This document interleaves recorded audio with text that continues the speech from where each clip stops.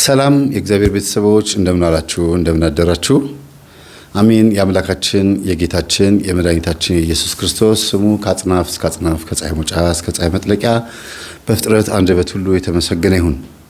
እንደ እግዚአብሔር ፍቃድ ዛሬ ይዤላችሁ የመጣሁት የህይወት ገጠመኝ ክፍል 140ኛ ነው ወይም ሶስተኛው ክፍል የተናቁ ሰዎች፣ የተገፉ ሰዎች፣ ምስኪኖች፣ የዋሆች ገር የምንላቸውን ሰዎች እኛ ምን ያህል ባጠገባችን ሆነው እንዳልተጠቀምንባቸው የሚያሳይ ገጠመኝ ክፍል 3 ይዤላችሁ መጥቻለሁ። በባለፈው ኮሜንት ላይ በጣም ብዙ ባሎችና ሚስቶች ኮሜንት ጽፋችሁ አይቻለሁ። አመሰግናለሁ። እግዚአብሔር ይስጥልኝ። የደወሉም አሉ፣ የሰደቡኝም አሉ። በነገራችን ላይ ደውለው የመረቁኝም የሰደቡንም አሉ። በእርግጥ ግን ያው ምንድነው ስድባቸው? ሴቶች አሉ፣ አሁን አዲስ የመጡ ፌሚኒስቶች አሉ። እነዚህ ፌሚኒስቶች በጣም አደገኞች ናቸው። ከነሱ ጋራ መጽሐፍ ቅዱስ ይዞ መነጋገር ስለማይቻልና የመንፈሳዊ ሕይወት ትርጉሙ ምንም ስላልገባቸው የጾም ጸሎት፣ የስግደት፣ የመንፈሳዊ ሕይወት አጠቃላይ ሴት ልጅ በእግዚአብሔር ቤት መታ ወይም ደግሞ በእግዚአብሔር ፊት ቀርባ የምታገኘውን ጸጋና ክብር፣ ትህትና በተሞላው መንገድ እንዴት አድርጋ መኖር እንዳለባትና እንደምትችል ከዛም አልፎ ተርፎ ደግሞ የእመቤታችን የቅድስት ድንግል ማርያም በረከት እንዴት እንደሚያርፍባት ምንም ያልገባቸው እህቶች የምናወራው ነገር ጭራሽ አልዋጥ ብሏቸው አፋቸው ላይ ሲላወስ ቆይቶ ያው መጨረሻ ላይ በጣታቸው ነካክተው የጻፉት ፊደል ስድብ ሆኗል። ምንም ማለት አይደለም፣ ችግር የለውም። ምክንያቱም ክብሩ የሚቀርባቸው እነሱ ናቸው። እኛ ምንም የሚቀርብን የለም። እኛ እያልን ያለነው የወንድን ደካማ ጎን፣ የወንድን ስንፍና፣ የወንድን አጠቃላይ ድክመቱን ልታግዝና ልትደግፍ እስከተፈጠረች ድረስ እንዲሁም ደግሞ የምታግዘው ረዳት እንፍጠርለት ነው ያለው እግዚአብሔር። ይሄንን ቃል ደግሞ አይፈልጉትም እነሱ። ስለዚህ በምን ቃላት ነው የምንግባባው? እንዴት አድርጌ ነው ማስረዳቸው? ስለዚህ ላይፍ ህይወት ነው የሚያስተምራቸው እነዚህን ሰዎች። መጽሐፍ ቅዱስ ጥቅስ ጠቅሳችሁ ማስተማር የማትችሉበት ጊዜ እንደሚመጣ የእግዚአብሔር ቃል የሰዎችን ልብ ሰብሮ መግባት የሚችል ቢሆንም ፈቃደኛ ስንሆን ነው ሰብሮ የሚገባው። ግን ደግሞ ያንን ማድረግ የሚቻልበት ህይወት ካልኖርን ራሱ የምንኖረው ህይወት በራሱ ወደ ቃሉ ያመጣናል በሚለው ነገሩን ዘግቼዋለሁ ማለት ነው። ዛሬ ደግሞ የምንማማረው እንግዲህ እግዚአብሔር በአንድም በሌላ መንገድ የተናቁ ሰዎችን ወይም ደግሞ ቁም ነገር አላቸው ብላችሁ የማታስቧቸውን ሰዎች እግዚአብሔር ከነሱ ህይወት ውስጥ እንዴት በረከት እንደሚያካፍለን የምንማርበት ነው። መልካም ቆይታ። እንዲህ ነው እንዲያ ነው እያለን በምናወራበት ሰዓት በእያንዳንዱ ቤት ጓዳ ጉድጓዳ ውስጥ የኛም ህይወት ስላለና ከዛ ከፊታችን ያለውን መንገድ አቧራውንም ጭቃውንም ምኑንም መጥረግ እንዴት እንደምንችል አልፈነው የመጣነውን መንገድ ደግሞ እንዴት ማስጠበቅ እንደምንችል ከፊት የምንይዘውን ከኋላ ደግሞ ትተነው የመጣነውን ነገር ንብረትነቱ የኛ እንዲሆን ቀጥሎም ሌሎች በእኛ መስመር የሚከተሉ ሰዎች ደግሞ ያ መንገድ እንቅፋት እንዳያጋጥማቸው እኛ ተደናቅፈን ከሆነ ያደናቀፈን ድንጋይ ወደ ጥግ አድርገን ሌሎች ሰዎች አጃልጧቸውም ተደናቅፈውም እንዳይወድቁ ጉድጓድም ካለ ጉድጓዱን በትክክል እንዴት አድርገን ሰው እንዳይጥል እንዴት ማድረግ እንደሚቻል ኮረብታም ዳገትም ምንም ካለ ያን ዳገት እንዴት መውጣት እንደሚችሉ እንዲሁም ደልዳላ የሆነ ህይወት እንዲቀናቸው። በእርግጥ በክርስትና ህይወት ውስጥ የተመቸ ህይወት የለም። የተመቸ ህይወት የሚባለው እግዚአብሔር ማምለክ ብቻ ነው። በስጋ ምናልባት ብዙ መከራ ልናይ እንችላለን። ግን ደስ የሚለው ነገር ምንድነው? በመከራ ውስጥ የምናገኘው ደስታ አይምሮን የሚያልፍ ሰላም ከክርስቶስ ማግኘታችን ብቻ ነው። ከየትም ከዓለም አናገኝ፣ ከሜዲቴሽን አናገኘው፣ ከዮጋ አናገኘው፣ ከምግብ አይገኝ፣ ከፖለቲካ አይገኝ። እንግዲህ አይምሮን የሚያልፍ ሰላም ከፖለቲካውም ከምኑም አይገኝም። የሚገኘው አንድና አንድ ከክርስቶስ ነው፣ ከቃሉ ነው። አይምሮን የሚያልፍ ሰላም የሚሰጠን ደግሞ ንስሐ ገብተን ቅዱስ ቁርባን በመቀበል ነው አይደለም? ይሄ ትምህርት ደግሞ ትልቁ ዋና ዘውጉ ቅዱስ ቁርባን የሚለው ላይ ትኩረት የምናደርግበት ሆኖ ግን እንዴት ወደሚለው ነው። ብዙ ጊዜ 3 ጥያቄዎች ዓለምን ያድናሉ ይባላል። በሳይንሱም በምሁራንም በመንፈሳዊ ህይወትም 3 ጥያቄዎች ምንድናቸው? ለምን፣ እንዴትና መቼ። እነዚህ ጉዳዮች በጣም ጠቃሚ ናቸው። ለምን ወደኩኝ፣ ለምን አመልካለሁ፣ ለምን እንደዚህ ሆነ፣ ለምን እንልና ከዛ ደግሞ እንዴት ከዚህ ነገር መላቀቅ እችላለሁ። መጀመሪያ ለምንድን ነው የወደኩት ነው ወይም ለምንድን ነው የሞተው፣ ለምንድን ነው ታመምኩት፣ ለምንድን ነው የከሰርኩት እንላለን። ከዛ ምክንያቱ ሲነገር ከዚህ ነገር ደግሞ እንዴት እንወጣለን። በዚህ እንወጣለን። ከዛ ደግሞ መቼ የሚለው ደግሞ እንዴት እንደምንድን ካወቅን በኋላ መቼ እንጀምረው ነው? መቼ እንነሳ ነው? አሁን ነው? ቀጥለው ሳምንት ነው? ቀጥለው ጊዜ ነው? ግዴታ ቀኑ መቆረጥ አለበት። ራሳችን ለማዳን የምንጀምርበት ቀን ማለት ነው። ስለዚህ ለምን እንደተጎዳን ካወቅን በኋላ እንዴት እንደምንወጣ ከተረጋገጠ በኋላ መቼ ደግሞ ያ እንዴት ብለን እንደምንድን የምንጀምርበትን ቀን መታወቅ አለበት። አንድ ቀን ካልን በቃ ሞተናል፣ በቆም ሞተናል ማለት ነው። እነዚህ ነገሮች ዋና ነገሮች ናቸው። በምሁራንም በሳይንሱም በመንፈሳዊውም እነዚህ ሶስት ጥያቄዎች በጣም ወሳኞች ናቸው።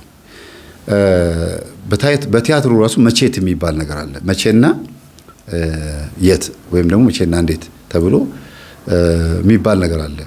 ቲያትር ሲያጠኑ ወይም ፊልም ሲያጠኑ መቼቱ ምንድን ነው ሲባል መቼና እንዴት ወይም መቼና የት እንፈጽመው ይላሉ። ካልተቆረጠ ይሄ ነገር ካልታወቀ ስራ መስራት ስለማይቻል ማለት ነው። ገጠመኙም እንጀምረው። አንድ ባለ ሀብት የያዘው መኪና እጅግ የሚገርም መኪና ነው። ግን ወደ ቤቱ የሚገባው የግዴታ አንድ መንገድ ነች ያለችው። በዛሽ መንገድ በኩል አልፎ አንድ መንደር አቋርጦ ነው ዋናውን አስፋልት የሚያገኘው ከቤቱ ወጥቶ ማለት ነው። ያቺ መንገድ ደግሞ እሱ ብቻ ነው እዛ ሰፈር ደና ገንዘብ ያለው ደና ሀብት ያለው። እንደሱ ሀብታም የሆኑ ሰዎች ቢኖሩም ሁሉም ራስ ወዳድ ናቸው። ዝም ብሎ ገብተው ይወጣሉ። መኪናቸው ቀስ እያደረጉ እየነዱ መንገዱ የሚያስቸግር ቢሆንም ገብተው ይወጣሉ። ማታም ይሁን ቀንም በመኪና ነው የሚገቡት፣ በመኪና ነው የሚወጡት። የደሃው መንደር ግን ያው እነዚህ ሀብታሞች በበራቸው ሲያልፉ ሲመላለሱ ያዩዋቸዋል። የሚገዛ የሚሸጥም ነገር ካለ ይሸጡላቸዋል። ይሄ ሰውዬ ግን ከዚህ መንደር ምንም ነገር አይገዛም ነበር። እዚህ መንደር ከገባ በኋላ ወለደ። ያው አግብቶ ማለት ነው። አግብቶ ወለደ። ከዛ ልጆቹ አደጉ። ትምህርት ቤት ልጆቹ ጧት አብረውት ይሄዳሉ፣ ማታ ማታ አብረውት ይመለሳሉ። ሚስት ቤት ቻለችው። ከወለደች በኋላ የአካል ጉዳተኛ ሆናለች። ምክንያቱ ምን እንደሆነ ባይታወቅም ሚስት የአካል ጉዳተኛ ሆና በጣም ብዙ አደጋ ብዙ ችግር ደርሶባት ዘመድ ጋር ትቀመጣለች። ቁርአን የሚቀራላት ይመጣል፣ ደብተራ ይመጣል፣ ቡና የሚያፈሉ አባቶች ይመጣሉ፣ እናቶች ይመጣሉ። ቡና አፍልተው እንደዚህ ተፍሲር ሙስባህ ይዘው ምንድነው ስሙ ቀል ምናምን ነገር አንጠልጥለው መተው የሚፈርዱ ዛራ አንጋሾች ወይም ዛራ አረጋጊዎች ይመጣሉ። ሁሉም ይሞከራል፣ ግን በሁሉም በኩል አልተቻለም። ሴትዮዋ ከዛ በሽታዋ ልትድን አልቻለችም። በወሊድ ጊዜ ነው እንደዚህ ሆነች የሚባለው። ከዛ በኋላ ጅማቷ ተጎድቶ ነው ይባላል። መርፌ ሲወጓት የማይሆን ቦታ ወግተዋት ነው ይባላል። ግን አንድ እግሯ ሰለለ፣ ሽባ ሆነችና በዊልቸር ነው የምትንቀሳቀሰውና ይሄን መንደር እያቋረጥን ማለፍ ሰልችቶኛል ብላ በቃ ቤቷ ነው የምትቀመጠው። ትምህርት ቤት አባትየው ልጆቹን የሚያመላለሰው አጋጣሚ ሆኖ መስሪያ ቤቱ በትምህርት ቤቱ በኩል እንዲሆን አድርጎ ራሱ ስለሰራው ነው ማለት። ከመስሪያ ቤት ስወጣ ልጆቼን ፒክ ማድረግ፣ ወደ መስሪያ ቤቱም ሲሄድ ልጆቼን እዛ ጥዬ ለማለፍ እንዲመቸኝ ብሎ በትምህርት ቤቱ በመስሪያ ቤቱ በኩል ያለውን ትምህርት ቤት ነው የመረጠው። ያው ስንት ዓመት ሙሉ ልጆቹ እንደዛ ነው ያስተማራቸው። አንዳንዴ ካረፈደ ምን ካለ ሾፌር አዘጋጅቷል፣ ሂድና ፒክ አድርጋቸው ይለዋል። ሲናፍቁት ደግሞ ራሱ ይሄዳል። እና በዚህ ሁኔታ ልጆቹ 5 ዓመት 6 ዓመት 7 ዓመት እያሉ እናታቸውም አልጋ ቁራኛ አይደለችም፣ ግን ያው ያነከሰችም ምን እያለችም በቤት ውስጥም በዊልቸርም በምንም እየተንቀሳቀሰች እንደምንም ብላ ትኖራለች። ከእግሯ መታመም ውጭ ግን ምላሷ አልታመመም። እንዲያውም ምላሷ በጣም ጤነኛ ነው። በጣም ኃይለኛ ነች ማለት ነው። እንደገና ደግሞ ሌላ ምንም የሚሆነችው ነገር የለም፣ የጎደለባት ነገር የለም። እዛው በተቀመጠችበት ዊልቸር ላይ ሆና ሰውነቷ እንኳን እንዳይወፍር የምትሰራው ስፖርት ምን ያህል እግር ቢኖራት ኖሮ እንዴት ራሷ እንደምትጠብቅ ያሳያል። እና እንዲህ ሆኖ ልጆቹን ነው ያሳደገው ማለት ነው። ግን ሁልጊዜ በሚመላለስበት ሰዓት ልጆቹ የአባታቸው ተቃራኒ ናቸው።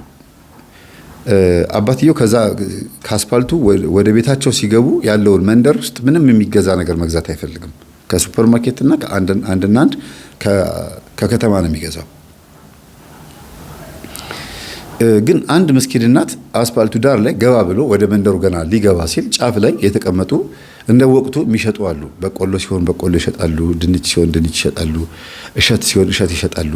ፕሪም ወይም ደግሞ ይሄ ቀዩ በጥምቀት ጊዜ ምን በላው አለ ታሽጎ በላስቲክ የሚሸጡት ፕሪም፣ እሱም ሲሆን በቃ ብቻ እንደ ወቅቱ ይሸጣሉ። ጉሊት አለቻቸው፣ ላስቲክ ከለል አድርገዋል፣ ቁጭ ይላሉ። በቃ ምስኪን ናቸው፣ አሮጊት ናቸው። የእሳቸው ደግሞ ልጅ አለች። የእሳቸው ልጅ ደግሞ የዚህ ሰውዬ የሚስቱ እኩያ ናት። የዚህ ሰውዬ የሚስቱ እኩያ ናት። እና እኚህ እናት ሲታመሙ ቤት እዛ አካባቢ ከሌሉ ወይ ዛሬ ማማ የሉም ይላሉ ልጆቹ። ማን ናቸው ማማ ይላቸዋል። አይ እዚህ ጋር የሚቀመጡት እናት ሁል ጊዜ በዚህ ስናልፍ በእጃቸው በግንባራቸው ሰላም ይሉናል አሉ። እዚህ ጋር ያሉት እናት ረረ የሰፈሩን ሰው በአይን ለምዳችሁታል እንዴ? እዚህ ጋር ብቻ አይደለም አባዬ፣ አለፍ ካሉ በኋላ ባለሱቁም ሰላም ይለናል አሉ።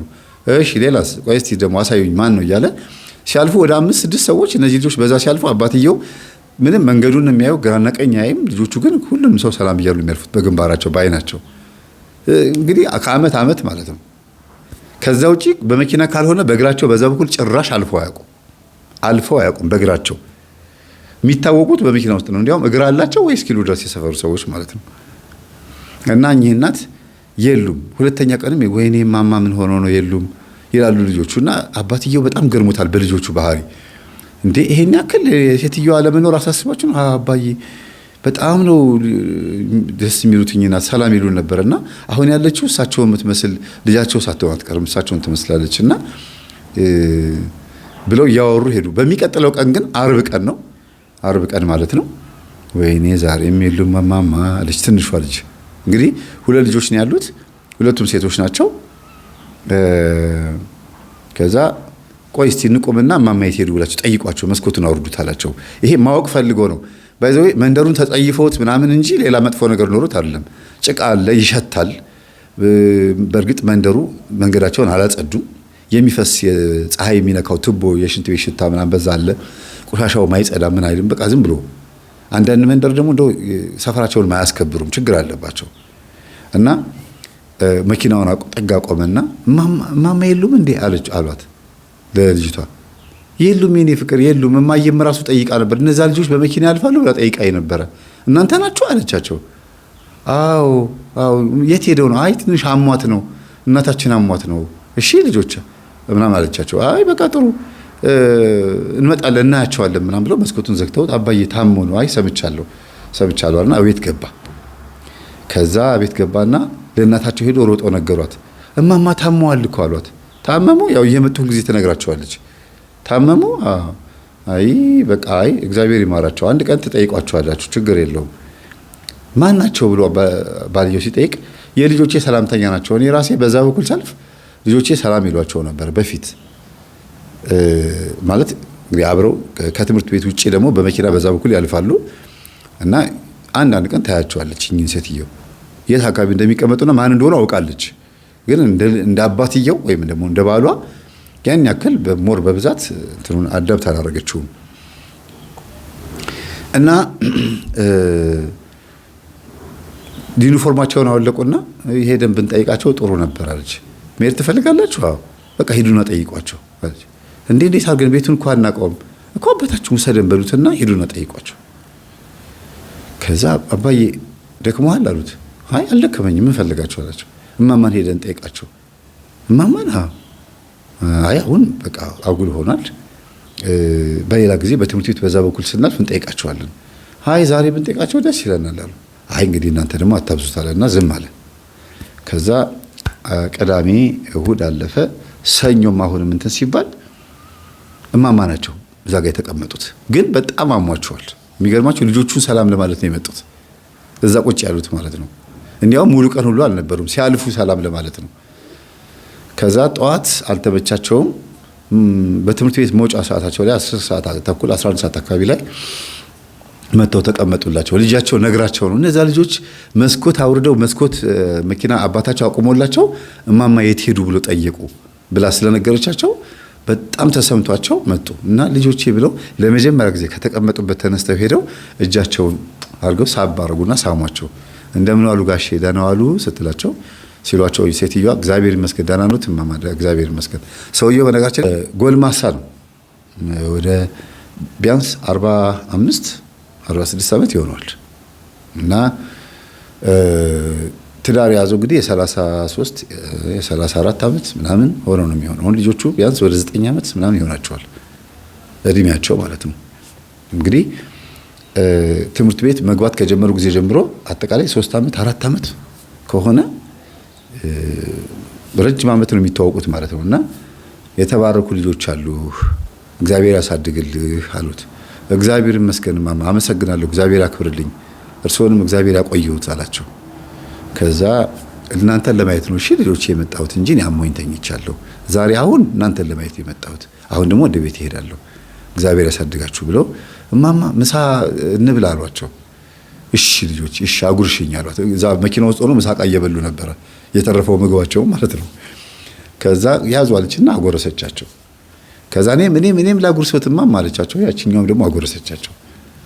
በቃ በጣም አባትየው ልጆቹ የሰው ፍቅር እንዳላቸው ሰው እንደሚወዱ አወቀ። ለመጀመሪያ ጊዜ ማለት ነው። ድሃ እንደማይንቁ፣ ድሃ እንደሚያከብሩ፣ ትምህርት ቤት የተነገራቸውን ነገር በተግባር የሚፈጽሙ ልጆች እንደሆኑ፣ ስነ ምግባር ያላቸው ልጆች እንደሆኑ በደንብ ነው ያወቀው። እና እነዚህ ልጆች አይምሮ ማበላሸት የለብኝም ብሎ አመለካከታቸውን ላለ ማለት ሰፈሩ ላይ ያለውን ሰላምታቸውን እንዲነካ አልፈለገም። በቃ ሁሉም ሰላም እንዲሏቸው መስኮቱን አውርዳችሁ ሁሉንም ሰላም በሏቸው ብሎ ለመጀመሪያ ጊዜ መስኮቱን አውርደው ባለሱቅ ሰላም እያሉ ማለፍ ጀመሩ። እንዴት ነሽ ሚጣ ሰላም ነሽ? ኧረ ዛሬ ያለ ወትሯቸው መስኮት ከፍተው ሰላም አሉ ምናምን ብለው ልጆቹ በጣም በቃ ደስ አላቸው። ቤት ሲገቡ እናታቸው ጋር ገብተው እማማን እኮ አጎረስናቸው፣ ዛሬ ምሳ እየበላ ነበር፣ ቁጭ ብለው ጠበቁን፣ አሟቸዋል፣ ግን እኛ ሰላም ለማለት ነው የመጡት። እውነት ደስ ይላል በጣም አለችና የሚገርምሽ እውነታቸውን ነው። ሴትዮዋ አሟቸዋል፣ ግን ልጆቻችንን ሰላም ለማለት ነው ከቤት የመጡት እዛ የተቀመጡት። ልጃቸውም አለች። ልጆቹን ሰላም ካለች በኋላ ይሄዱ ነበረ። እሄዳለሁ ብለው ነበር። ታዲያ ለማታደርሳቸው ነበረ ማድረስ ነበረብህ እኮ አለችው። ይሻል ነበር አለና ልጆቹን አወረደና ሊሄድ ሲል እኛም እንመጣለን አሉ። ከዛ እሺ ግቡ አላቸው። ገቡ። ከዛ እማማ ሲመጣ የሉም። እንዴ እናትሽ የት ሄዱ ምናምን ሲል ጊዜ አሁን ሄደች በዚህ በኩል። ከዛ መኪናውን አዙሮ ሄዶ እማማ ግቡ አላቸው። ይወዴት አሉና እንዴ መጣችሁ እንዴ እንሻኝዎት ግቡ እንሻኝዎት አሏቸው። ከዛ ገቡ። እማማ እርስዎን ለመሸኘት እኮ ነው የመጣ ነው አሏቸው ልጆቹ። እኔን ኧረ በጣም ይገርማል ልጆቼ፣ አባታችሁም እንደናንተ የተባረከ ነው ማለት ነው፣ ሰይ ያሳድጋችሁ ብለው ገቡ። ከዛ መንገዱን ሲያዩ በጣም አጉል መንገድ ነው። እንዲህ ብለው እንደሚሄዱ ራሱ ዣንጥላ በእርግጥ ይዘው ነበረ፣ ግን ፀሐይ አለ ምን አለ በጣም እንጃ። ሰብአዊነታቸው የሚገርምኝ እናት ናቸውና እቤት አደረሳቸው። ከዛ ስለታመሙ ሰውየው አባዬ አንተ በዚያስ እኛ በዚህ እንይዛቸዋለን ብለው ደገፍ አድርገው ከመኪና ወረዷቸው፣ ወደ ቤት አስገቧቸው። ሴትዮዋ ልጆቼ ምን ታይቷችሁ ነው ዛሬ ሰሞኑን ሲሏቸው ጊዜ እንዴ በአይን ሰላም እንባባል ነበር፣ ከዛ ሲጠፉብን ጊዜ ከቦታው ላይ ናፈቁና አንድ ሳምንት ሙሉ እኮ የሉም እኮ እዚህ ጋር አንድ ሳምንት ሙሉ ጠፉብን እኮ። ለዛ እኮ ነው አባታችን ስንነግረው በቃ ቆማችሁ ሰላም በሉ ብሎን ነው የነገረን አሉ። እሺ ግቡ ሲሏቸው ጊዜ አይ እንሂድ አለ ሰውየው። አባዬ እንግባ በእናትህ እንግባ አሉ። ከዛ ገቡ። ቤቱ በጣም ያሳዝናል። ምስኪን ቤት ነው። የሆነ በቃ የድሃ ቤት ታውቃላችሁ። የተለጣጠፈ ስዕል አለ። በቃ አልጋው እዚህ ጋር፣ ጠረጴዛው እዚህ ጋር፣ ሁሉ ነገር እዚህ ጋር፣ ሶፋ ማይቅርብሽ ተብላ አሮጌ ሶፋ ገብቶላታል ቤቷ።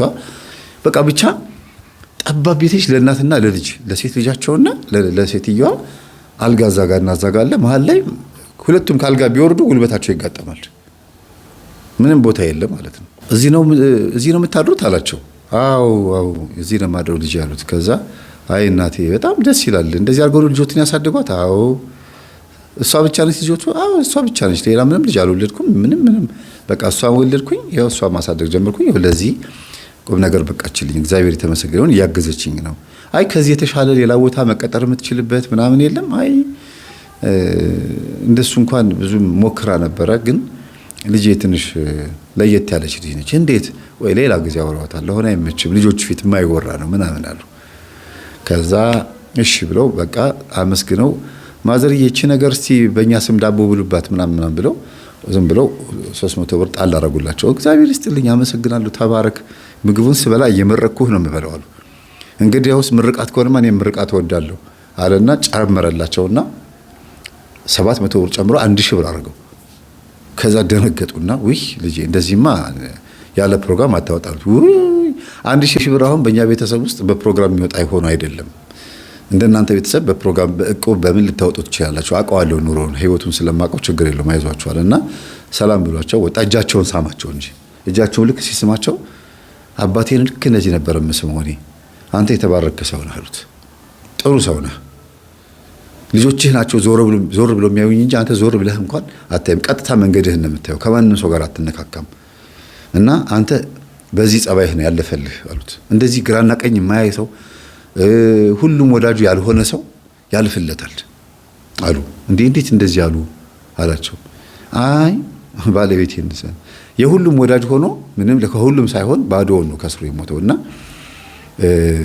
ሁሉ አማራጭ ወደ ገበያ አታውጣት የሚባል ነገር አላሉና የባለቤታቸውን ጸባይ ትንሽ ነገሯቸውና ሄዱ። ምንድነው ባለቤታቸው ጸባያቸው የኚህ ሴትዮ ማለት ነው ወይም የልጅቷ አባት ከሁሉም ሰው ጋር ይግባባሉ። መጠጥ ቤትም ይጋብዛሉ፣ ይገባበዛሉ።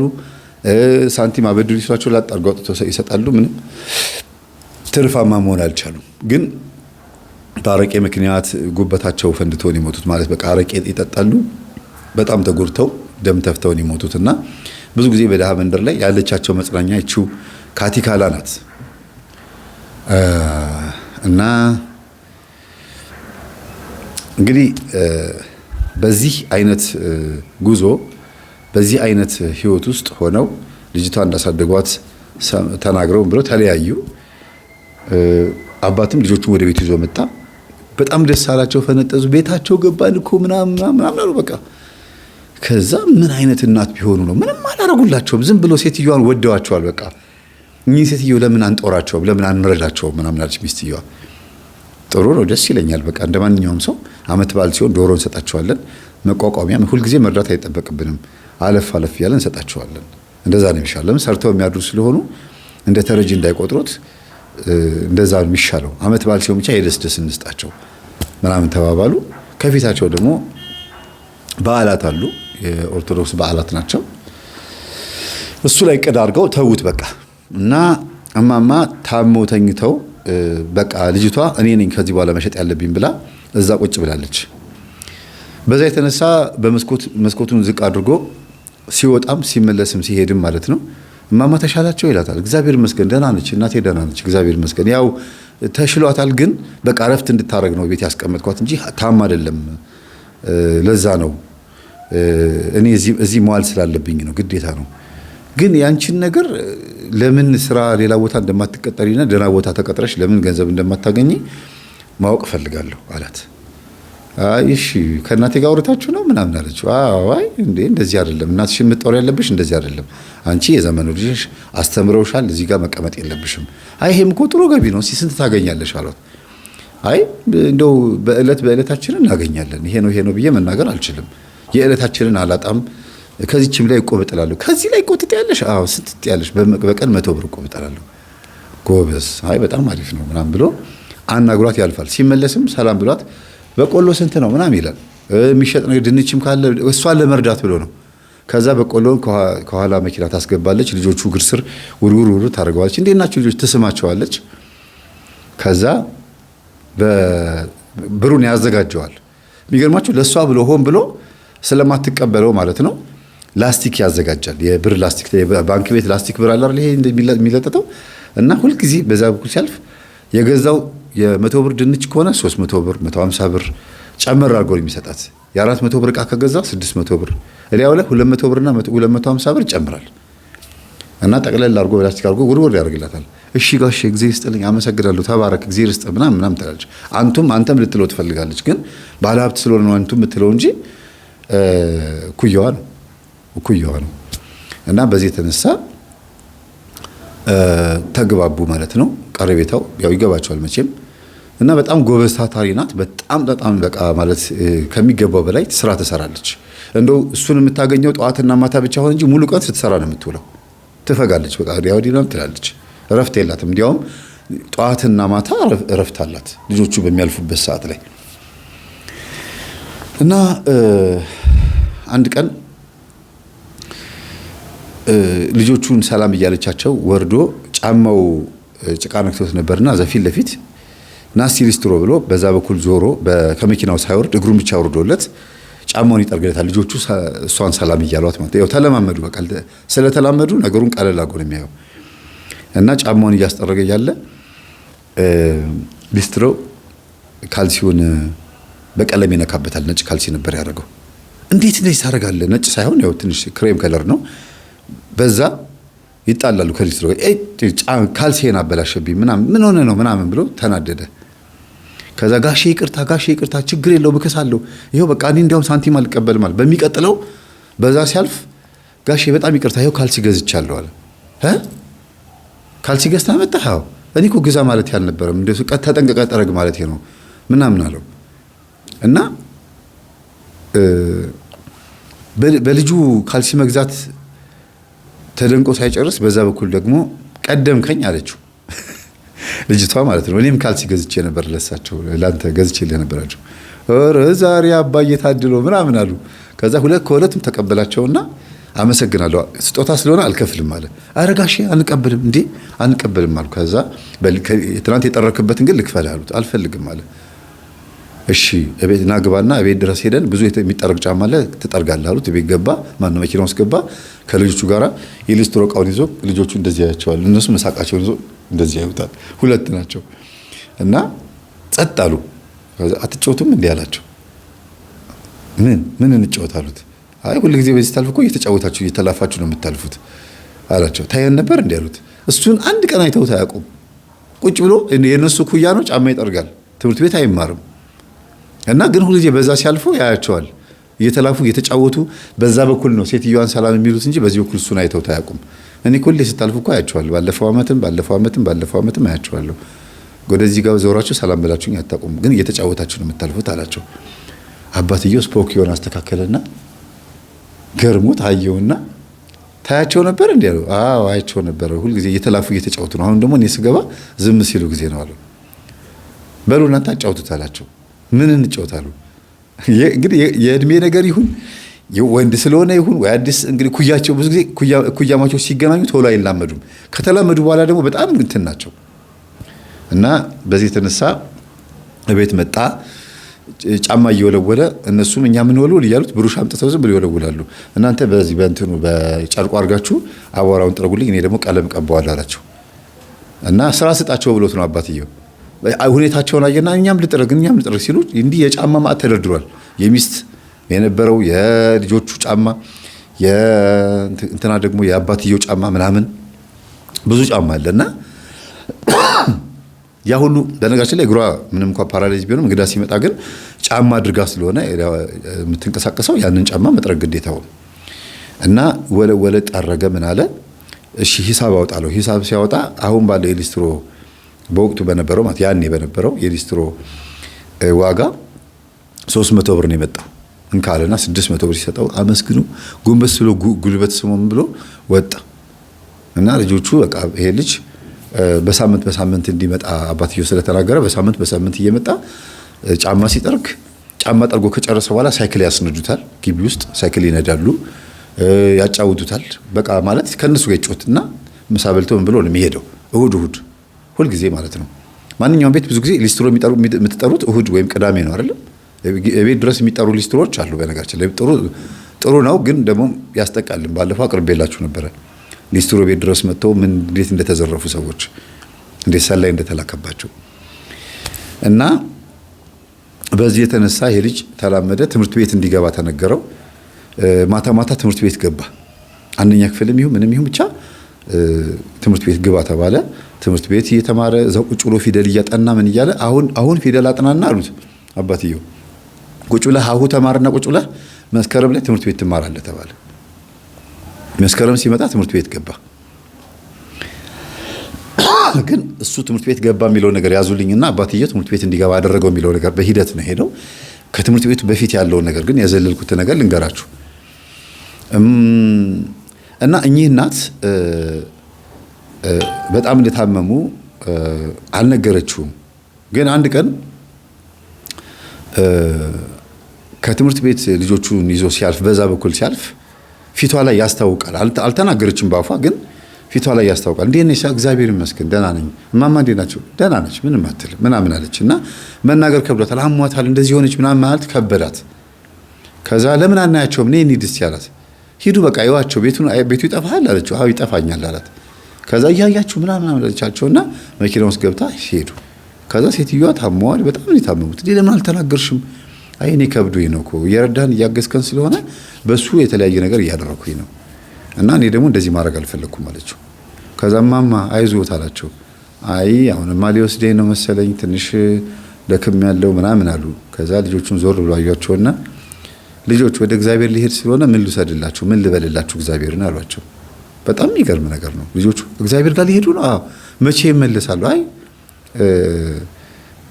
ሩቅ ቦታ ነው የሚሄደው፣ ቶሎ መመለስም አይመስለኝም አሏቸው። ከዛ በቃ እግዚአብሔርን ሰላም በሉልን፣ ቤተክርስቲያኑንም ተሳለሙልን፣ ከዛም በኋላ ደግሞ ከመጡ ደግሞ እኛን የሚወስዱናል አላቸው። እሺ ልጆች ይብሉ እጃቸውን ሳሟቸው፣ አንገታቸው ስር ጉንጫቸውን፣ ግንባራቸውን ሳሟቸውና የትምህርት ብርሃናችሁን ይግለጽላችሁ፣ ደግነታችሁን እግዚአብሔር ያሳድግላችሁ። ደግነታችሁን ያሳድገው ማለት በጣም ትልቅ ነገር ነው አይደል? ደግነታችሁን ያሳድግላችሁ፣ በሰው ሁሉ ዘንድ የተወደዳችሁና የተፈቀራችሁ የአባታችሁ ምርጥ ልጆች ሁኑ ብለው ሸለሟቸው፣ በምርቃት ማለት ነው። እና እቺን ድንች ደግሞ ተቀቅላለች፣ እሷን ድንች ብሉልኝ ብለው ድንች ሰጧቸው። ያቺን ድንች በሚጥሚጣ ጎጠረቅ አጎበሉ። የሀብታም ቤት ልጅም አይመስሉም ልጆቹ። ከዛ አባትየው ገርሞት ግን የሆነ ነገር ታውቆታል እና እናት ሊያርፉ እንደሆነ ምናምን ተረድቶ ከዛ አዲስ ነገር ካለ ንገሪኝ፣ እሺ ከዚህ በኋላ ምን ነገር እንዳትደብቅኝ፣ በማንኛውም አይነት ነገር አገዝሻለሁ አላት። ከዛ እሺ አለች። ተመልሰው መጡ። ጉሊቷ ላይ ተቀመጠች። ይሄ ነገር በሆነ በሁለተኛው ሳምንት እማማ አረፉ ማለት ነው። ከዛ አረፉ ብላ እንዴት ብላ ትደውልለት ስልክ አልተለዋወጡ ምን አላሉ።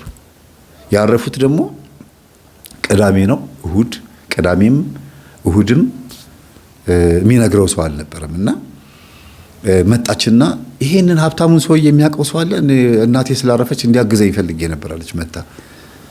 አዎ በዚህ ነው የሚያልፈው ብሎ ዝም ብሎ ሄዱ በዛ መንገድና ማንን ሰላም እያለች እንደምታልፍ ሕፃኗ አያችሁ እንዴት እንደጠቀመ ለሴትዮዋ። ቤታቸውን ታቋለች ጊዜ አዎ አንድ ጊዜ እንትን አምጣልኝ ብሎኝ ከሰል በማዳበሪያ ከሰል አምጣልኝ ብሎኝ ከሰል ይዤለት ሄጃለሁ ቤቱን አቋሉና ሄዱና ከዛ ማማ እናቴ ያረፈችብኝ ብላ ነገረችው። ጥቁር ለብሳለች ምናምን በቃ በጣም ደነገጠ። ከዛ መጣ ምናምን የሚያስፈልገውን ነገር ድንኳኑ በቃ ለቤቱ የሚያስፈልገውን ሴትዮዋን ለመቅበር የሚያስፈልገው ማንኛውም የቀብር ስነ ስርዓት የሚፈጸምበትን ነገር በሙሉ አሟላላት። በጣም አዘነ። ልጆቹም በእርግጥ ሲለቀስ አይተው ምን ሆኖ ነው ሲሉ ጊዜ በቃ ማማ ወደ እግዚአብሔር ይሄዳሉ ብሏል ነበር። አዎ ሄደዋል። ታዲያ ከሄዱ ለምንድን ነው የሚለቀሰው? ምንም አያውቁም። አይገርማችሁ? ሞት ምን ማለት እንደሆነ የገባቸው የዛን ቀን ነው ልጆቹ። ከዛ የምር በእለቱ ቀኑ አላለቀሱም። ከ2 ሳምንት ከ3 ሳምንት በኋላ እንደማያገኟቸው ሲያውቁ ልጆቹ አለቀሱ የእውነት። ከዛ ከመኪና ወርደው ጉሊት የምትሸጠው ልጅ ቁጭ ብሎ አጠገቧ ቁጭ ብሎ እስከ ማጽናናት ድረስ ነው የደረሱት። ወርደው ከመኪና ሲያልፉ በዛ በኩል ማለት ነው አይዞሽ ያሏት። ከዛ ከመኪና ሰውየው ወርዶ መጥቶ ጥቁር ልብስ በቃ ይበቃሻል፣ ይሄ ጥቁር ልብስ ቀንና ገደብ አለው። በእርግጥ የኛም ባህል አይደለም በእርግጥ አይደለ እንዴ? ግን ሰውየው በቃ ባህል ነው ብሎ አስቦ ከዚህ በኋላ ይበቃሻል፣ የራስሽን ህይወት ነው መኖር ያለብሽ፣ በጣም ብዙ አግዘሻል፣ እናትሽ ለቁም ነገር አብቅተውሻል፣ ከዚህ በኋላ ራስሽን ነው ማዳን ያለብሽ እና በርቺ፣ ምንድን እንዳግዝሽ አስቢበትና እዚህ ቦታ ላይ ላግዝሽ የምችለው ነገር ምን እንደሆነ አስቢበት አላት። እሺ አመሰግናለሁ። በጣም አዝናለች። በእርግጥ ግን በጣም አርጅተዋል። ያረጁ እናት ስለሆኑ እሷም ትልቅ ነች፣ እሱም እድሜዋም ትልቅ ነው እና ያን ያክል በቃ እናት ስለሆነች እንጂ ልታዘን የምትችለው በጣም ከባድ አደጋ ደርሶባቸው ምናምን ያው ድንገተኛ ነገር ሆኖ አልተጎዳችም። ግን በቃ በዚህ መካከል ይሄንን በዚሁ ነው ያዘው። በዛ በኩል ለስራ የሚለፍ በተለይ ክረምት ሲሆን ልጆቹን ትምህርት ቤት ስለማያመላልስ ሰውየው ብቻ ነው የሚመላለሰውና በዛ አጋጣሚ ነግቢ ብሎ መኪና ውስጥ አስገብቷት ትንሽ አውርቷት ነው የሚለያዩትና ምንድነው መግዝሽ ይላታል። እዚህ ጋር ትንሽ አሁን ክረምት ስለሆነ ላስቲክ ምናምን በቃ ይሄው ላስቲክ ስንት ነው የሚገዛው? ላስቲኩ ከነሚስማሩ ከነማገሩ 5000 ብር አቸው እንኪ ብሎ 10000 ብር በባንክ አካውንቱ ያስተላልፍላታል ምናምን በቃ እና በጣም ከሚገባው በላይ ደግ ሰው ሆነባት። ሚስት እንዳለችው ታውቃለች፣ ሰምታለች ስለሚስቱ የተፈጠረው ነገር አውቃለች። ልጆቹ ነው የነገሯት። በነገራችን ላይ እናታችሁስ ስትል ጊዜ እናታችን እግሯን ታማ እኔ ስወለድ እንደዚህ ሆኜ እኔ ስወለድ ታመመችና እግሯ ፓራላይዝ ነው ዊልቸር ላይ ነው የምትቀመጠው። በዚህ በኩል እኮ አንዳንዴ ታልፋለች፣ ከእናትሽ ጋር ብቻ ነበር ሰላም የሚባባሉት ምናምን ብለው ነግረዋታል። እና በዚህ የተነሳ ሚስቱን ለማየት ነበር የሞከረችው። አንድ ቀን አመት በዓል ቀን ጠሯት ከኛ ጋር ዋይ ብለው እና አመት በዓል ቀን በቤቷ እንዳይከፋት ብለው ማለት ነው። አስቡት፣ አመት በዓል ቀን ከእናቷ ጋር ነበር የምታሰልፈውና እና ተብላ ተጠራች። ሄደች። አብራቸው ነው የምትለው። ሚስትየዋን በዛው ተዋወቀቻት በደንብ፣ ቤተሰቡን በደንብ ተላመደችው። እና እንዴት ነሽ በረታሽ በምታታች እግዚአብሔር ይመስገን።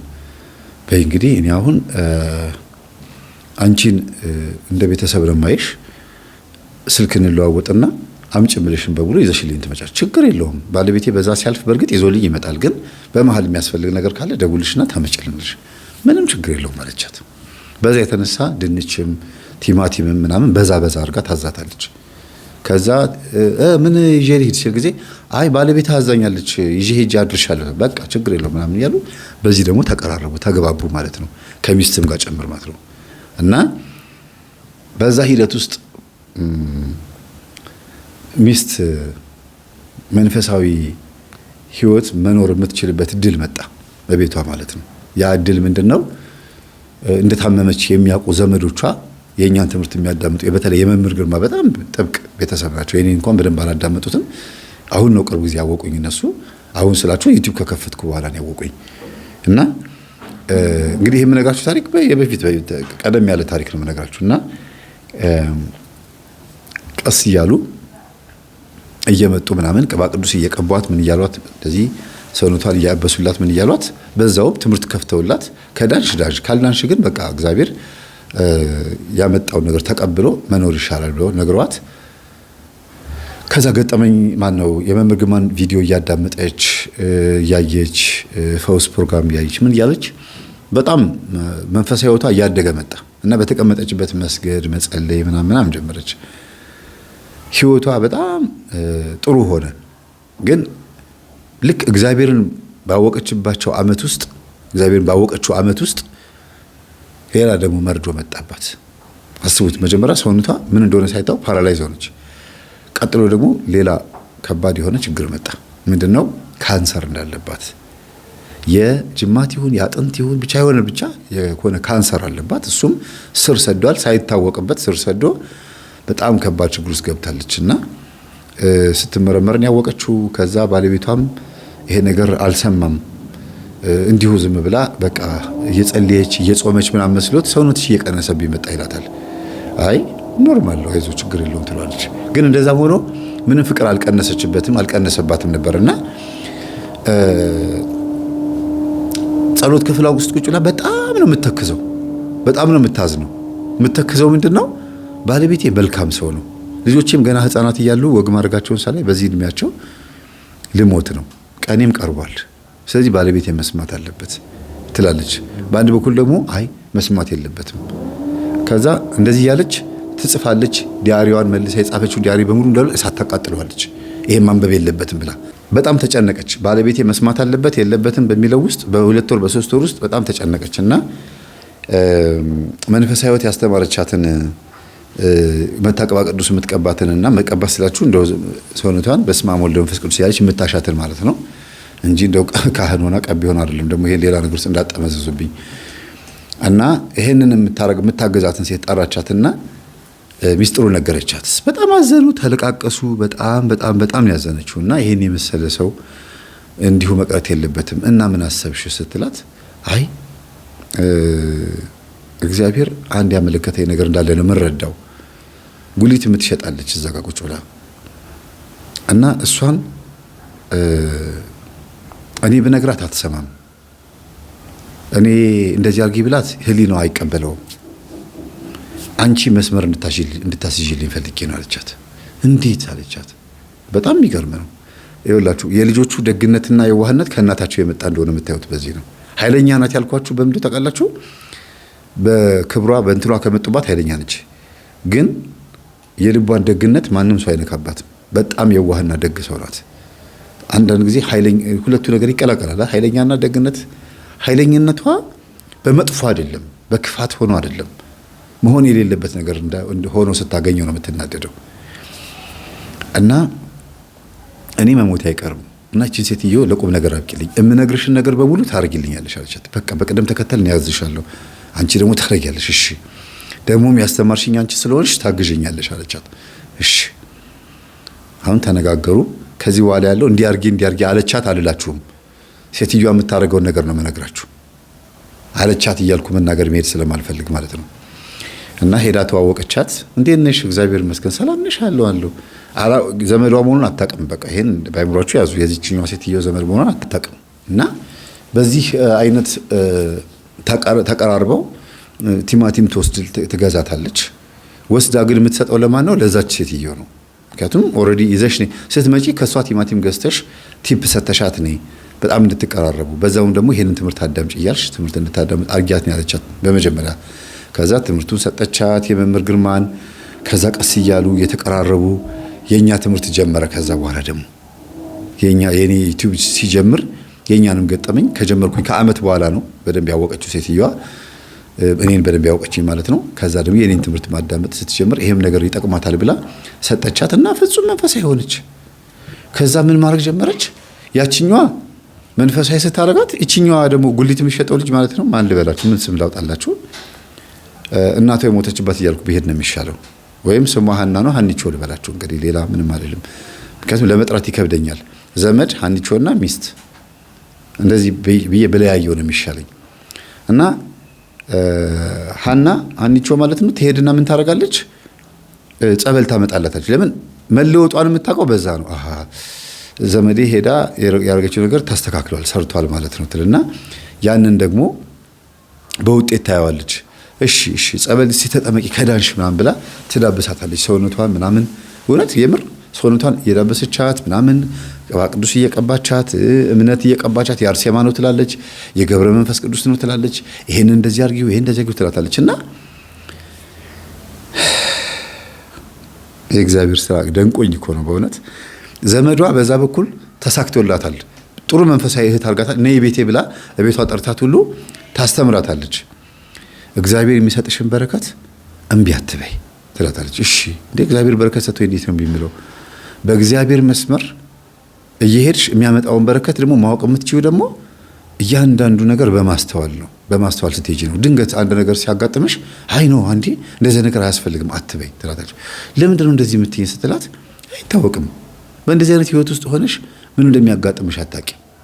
ቆንጆ ነሽ፣ ወጣት ነሽ እና ብዙ ነገር ያጋጥምሻል። ስለዚህ ልታጋብኝ ነው እንዴ ባልታመጪልኝ ነው። ስለዚህ ከተገኘ ምን ችግር አለ? አንቺን የመሰለ ቆንጆ አንቺ እንኳን እኮ ቤተሰብ ይሆንሻል። ግን ምን አይተሽብኝ ነው ቤትሽ ድረስ ወስደሽ እንደዚህ የምትጋብዥኝ? ስለዚህ አንድ ማቃትም ሴትዮ አለቻት ራሷ ይቺ ሀኒቾ ማለት ነው። ምስኪን ናት፣ በዊልቸር ላይ ነው የምትሄደው።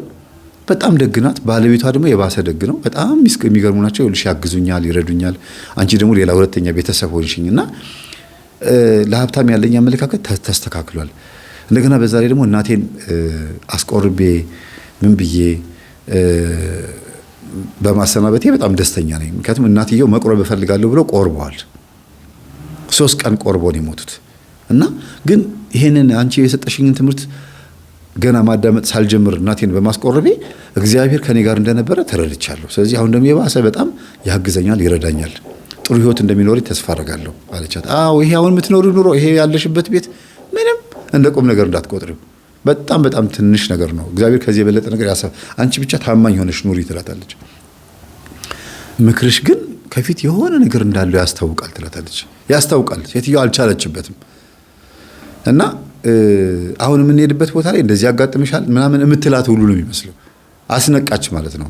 ግን አስነቃቻችሁ ልጅቱ እንትና ሀኒቾ በትክክል የሆነ ነገር ኤክስፔክት እያደረገች ነው የምትጠብቀው፣ ግን ከሴትዮዋ አይደለም።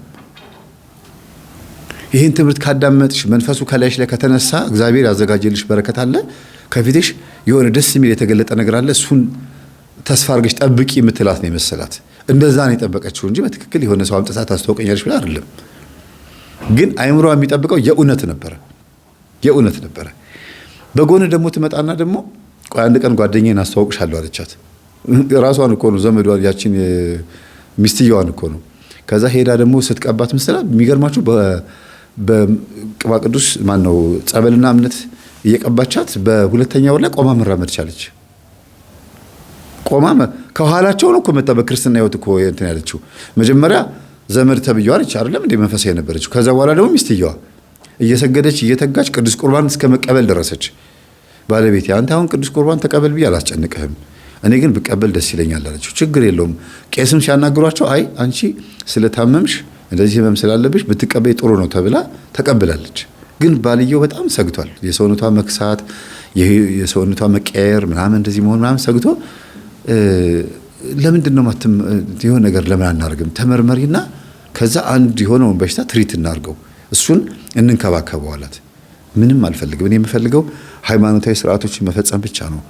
በቃ ሃይማኖቴን ብቻ ነው የምፈልገው እና አንድና አንድ መቁረብ። ከዛ በኋላ እግዚአብሔር ከወሰደኝ ወሰደኝ ካለሁም አለው ስትለው ጊዜ ድንግጥ አለ። ምን እያልሽ ነው አላት። እንደገናም ሩካቤም ከልክለዋለች። ሩካቤም አያስፈልግም፣ በቃ ምንም ነገር አያስፈልግም ብለዋለች። እግዚአብሔር በጥበቡ ጠብቆት ነው እንጂ ከባድ ነበር ታውቃላችሁ አይደለም። ከዛ በቆማ መራመድ ስትችል ሰውነቷ እኮ የለም እኮ ግን በጤናዋ ጊዜ ያ ሁሉ ሬዚስት ማድረግ በምትችልበት ደህና ምግብ መብላት በምትችልበት በዛ ዘመን ያልቆመች ቀጭን ሆና ስትቆም የማን ኃይል ነው? የእግዚአብሔር ኃይል ነው። በዚህ ሰውነት ላይ መቆም ማለት በጣም ከባድ ነው እና አንዳንዴ የእግዚአብሔር ተአምር መሆኑ እንዲታወቅ ያልተቻለው እንደተቻለ እንዲታወቅ እንዲህ ያደርጋል እግዚአብሔር። ልክ እንደ ቅዱስ ፖሊካርፕ ማለት ነው። የሐዋርያው የቅዱስ ዮሐንስ ደቀ መዝሙር ፖሊካርፕ የሚባል እጁንም ቆረጡት። ለምን ወንጌል አስተባርክ ብለው ይሄንን ቆረጡት። ጌታችን ካረገ ከ100 ዓመት በኋላ የነበረው ደቀ መዝሙር ነው፣ ፖሊካርፕ ይባላል። እግሩንም ቆረጡትና እጅም እግርም የለውም፣ ግን አፉ ምላሱ ወንጌል ሲያስተምር ሰዎች ንስሐ እንዲገቡ ነው የሚያደርገው። በአንድ ጊዜ በአንደበቱ ይፈውሳል። በቃ የፈውስ ኃይል ያለው የወንጌል ፈውስ ኃይል ያለው አባት ጻድቅ አባት ፖሊካርፕ፣ ቅዱስ ፖሊካርፕ እና ምን አረጉ ሰዎች፣ የመንደሩ ሰዎች ይሄንን ሰው አንደበቱ ላይ ያለውን እግዚአብሔርን ማንገስ አለብን፣ በቃ ሁላችንም ይሄን ነገር ማክበር አለብን ተባብለው ዘንቢል ነገር ሰርተው በዘንቢል ውስጥ እያስቀመጡት 4 ሆነው በዚህ በዛ በ4 ሆነው ተሸክመውት በየሀገሩ እየዞሩ ወንጌል እንዲያስተምር አደረጉት። ከዛ ሲያሳድዷቸው በበረሃ በጫካ ሲሄዱ ቆይተው ሲደክማቸው በአህያ ተጭኖም እንዲሄድ ያደርጉት ነበረ እና አህዮቹ ደግሞ ነጭም ጥቁርም አህያ ከለራቸው ይለያያል ማለት ነው። ሌሊት መሽቶባቸው አንድ መንደር ገብተው አሳድሩን አሏቸውና ከዛ ጠዋት ሊነጋጋ አካባቢ ወይም ደግሞ ወደ 10 ሰዓት አካባቢ ማለት ነው ወንበዴዎች መጥተው የፖሊካርፕን አህዮች አረዷቸው። 4ቱንም አህዮች